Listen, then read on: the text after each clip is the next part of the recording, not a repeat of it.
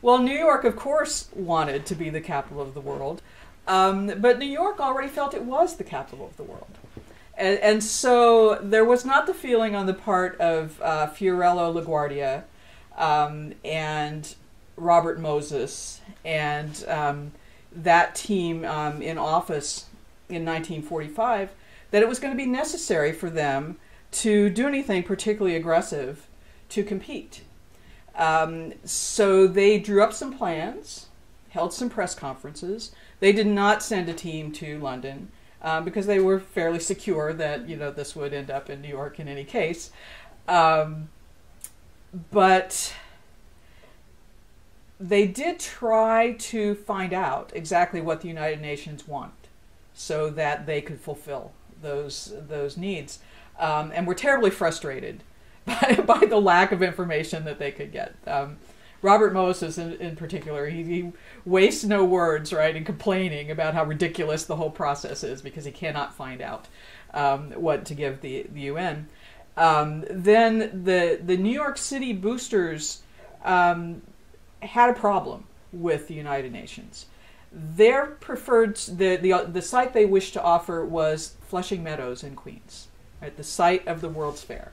That makes perfect sense. World's Fairs into United Nations. And in fact, in many places around the country, World's Fair sites became part of the proposals for the capital of the world. But the UN by that time had decided it did not want to be in a city. It wanted to be outside of a city so that it could have its own identity and grow of its own volition.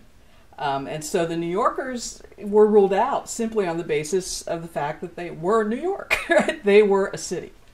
So that posed a problem and then put them in a position of having to compete with everybody else in order to reel in the United Nations to the location where it came today.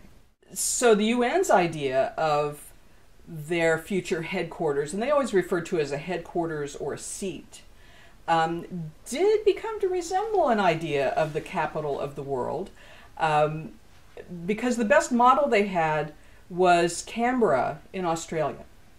That was a recently developed national capital, and so the delegate from Australia outlined for them everything that was needed to create that capital. And it was a really large expanse of territory, its own new place. And the United Nations delegates sort of then modeled their idea of space and location on that.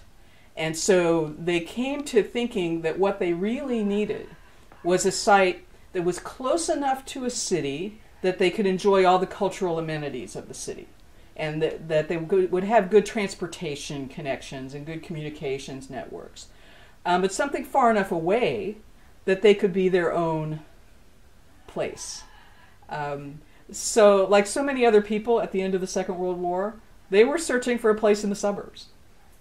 And they decided to search in the radius of New York, but also Boston. Those were their two targeted areas. So much to the frustration of the New York City promoters, they were ruled out simply on the basis of being a city. And the exchanges within the committee making these decisions, it was a matter of 3 or 4 sentences. It's Queens, it's close to the city, rule it out. And they were done for the moment. But what the New Yorkers managed to do very skillfully was to take advantage of the debacle that then ensued for the UN as they tried to find a suburban location. So as you can imagine, as they went around saying, we would like 40 square miles in Westchester County, there were people who objected. And Robert Moses, being the powerful Parks Commissioner of New York and the skillful strategist that he was, knew how to take advantage of that sort of controversy. And so as the suburban resistance pushed back, the New Yorkers reeled in the UN. First locating it in Queens at Flushing Meadow, but ultimately finding the funding and the site to place it in Manhattan.